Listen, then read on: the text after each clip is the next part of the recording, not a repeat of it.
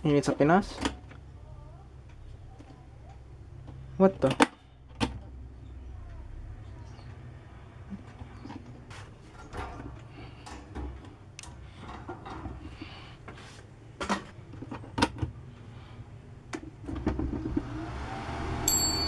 And today's vlog will be all about Villa Filomena. I'm only one step ahead of one step ahead of misery. One step is all I have to take. Backwards to be the same old fool for you I used to be. One step ahead of.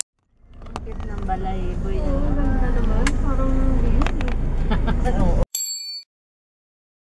Parang parang one step ahead of misery. One step is all I have to take. Backwards to be the same old fool for you I used to be. What's up mga chong, mga chang? So today nandito ako ngayon sa Villa Filomena and today is January 6, 3:35 PM. And ngayon mag-swimming kami. Pati yung challenge na challenge nila ako sa Facebook.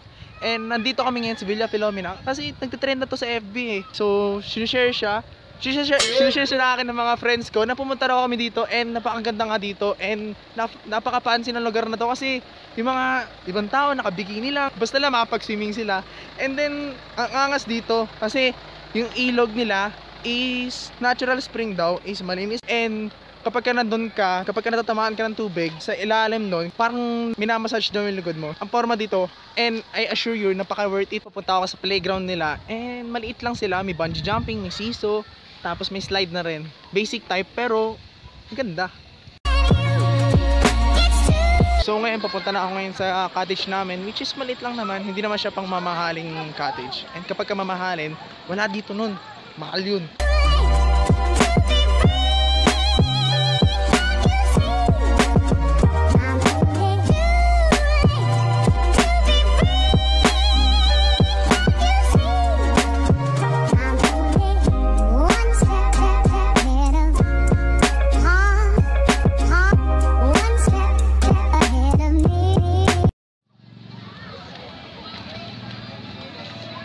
Hi Mama! Hello! Hi Ate Lalen! Hi Baba! Oh, kain daw tayo hipon! Saan galing yan? Ay, bintinik! Oh? take out na yan, no? Kami magaling eh mag-take out. And then Chicken Jolly. so may chicken Jollibee kami. Ayan, ito akin to. Pagka mga natira talaga kay Mama talaga yun Lagay eh. mo lang muna dyan.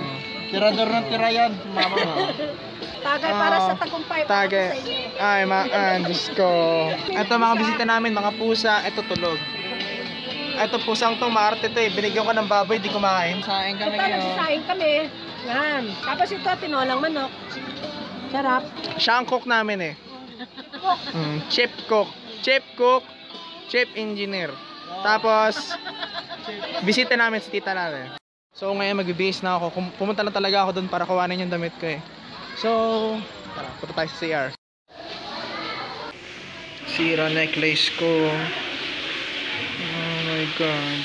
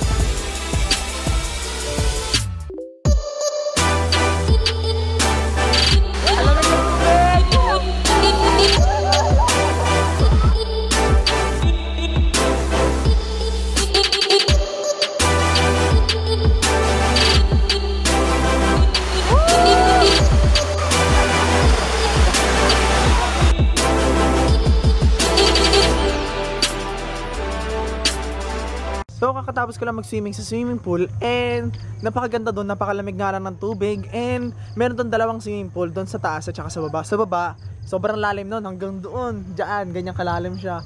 Tapos doon sa taas naman banda, abot ko naman siya. Tapos naman, meron din doon sa taas banda is yung pang kids. Hindi lang ako dito pumunta sa Villa Blanca para... Hindi lang ako dito pumunta sa Hindi lang ako pumunta dito sa Villa Filomeno para mag-swimming and para sa egg challenge. Diyos ko, sa totoo lang, hindi ko ina-expect na aabot ng 60 plus likes yun. Grabe naman. Ang promotor talaga nun si Arvin Maliksi. Arvin Maliksi, I challenge you. I challenge you talaga. Pagka ginawa ko to, gagawin mo rin to Hindi, joke lang. Hindi, joke lang, tol. Ikaw ang bahala. So, pagka once na nandito kayo sa Villa Filomeno, kailangan magdala kayo ng off lotion.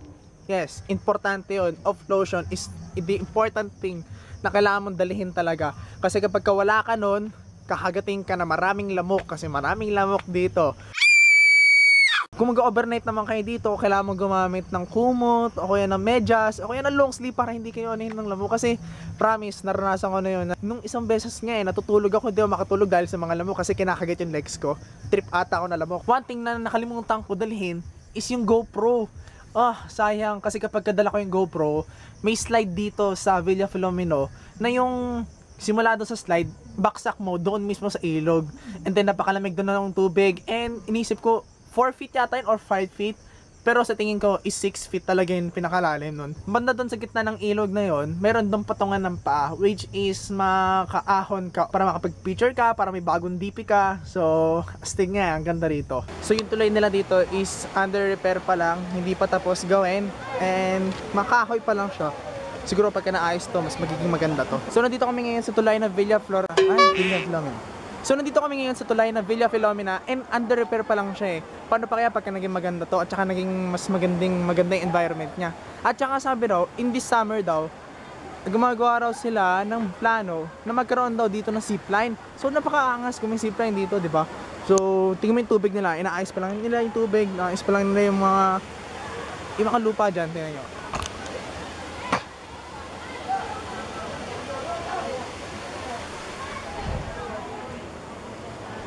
So, paano pa kaya kapag naging maayos yan? Siguro pagka naayos yung lupa na yan, mas lalong tataas yung level ng tubig. At saka yung kapag nandun ka sa zipline, maganda yung daloy mo, makikita mo yung mga tao, nagpipicturan, lahat ng mga tao, nagkukulitan. Di ba napakasarap lang sa feeling na nagsizipline ka, ganyan. So, ngayon magsiswimming ulit ako. And then, tutry ko ulit. One step ahead of one step Uy, wag ka umano sa akin! ahead of me. One step is all I have. Dahil sa malamig ang tubig, dito galing ang tubig Yan. Diyan galing ang tubig. Kaya sobrang lamig ng tubig. Galing ata daw sa bukal. Bukal. Bukal? Anong bukal? Nagabukal ang ulo ko. Nagbukal lang ulo mo man. Ay, maan. Mga Bisaya kasi sila kaya hindi ko maintindihan minsan. Nagabukal ang dugo ko. Nagbukal mo ng dugo. Ay, maan. Kain pa naman ng mamantika. Kain ng isaw. Ayan, may isaw, may barbecue. Betamax. Betamax. Tapos, Tenga ng daga. ay, hindi. Tenga ng baboy. Ngayon na mama ko medyo Tenga ng... Boy, bastos! Yan ang mama ko. Kaya loves na loves namin yan Soup number 5. Ay, baa! Alis na nga ako dito.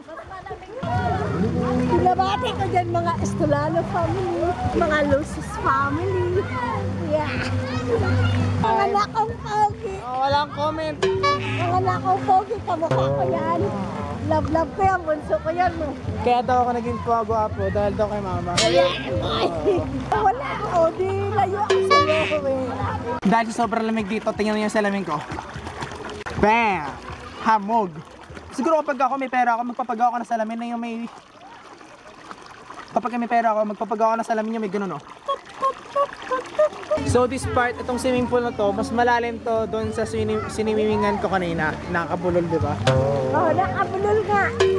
Ano ba yan? Nagtitake. Nakabulol talaga kasi Nagtitake ako, biglang ma-extra si mama. kaya ka Pabata dyan, dito matanda. Bata ka pa naman. correct naman check dito. No, check. Oh, alright. Hindi kasi natapilok ako dito. Walang awkward sa nanay mo. Natapilok ako dito, pumasok yung lalaki ko, tapos natapakan ko. Masakit lang nga lang kung pa, di ba makapag-swimming. Hi ma. Bye. Yeah. He's the kiddie pool. Kiddie pool. Mababaw lang yan. Kayang-kaya. Hi tita. Tita. Kaya niya po. Andun yung papa ko. Medyo madilim lang pero hello pa. Bye-bye. Punta tayo dito. Magandang lighting. There's mama. Hi mama. Yeah, bye. Uwian na. Yes, uwian na boy. Hi tita. Ha. Wala yung tito. Yeah, Ate Lalin. Hi. Coming. Mga busog-lusog na kami. Energy gap. Energy gap. Energy gap. Energy gap. Energy gap.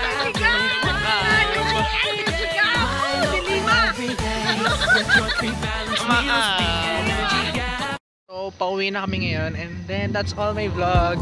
Bye-bye guys.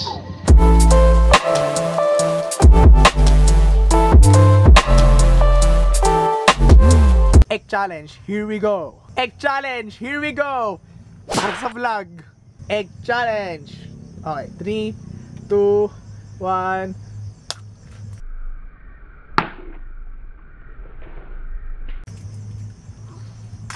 Egg challenge. Accepted. Thank you guys. And Arvin Maliksi, I challenge you. Parang ALS bucket challenge lang. Ice bucket challenge. I challenge you. Ikaw may kasalanan kung bakit ako nagaganto-ganto eh. So if ever nakulangan kayo doon, meron pa ako ditong isang itlog. So here we go.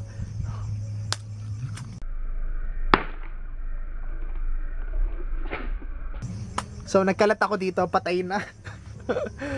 Para sa vlog. Yee.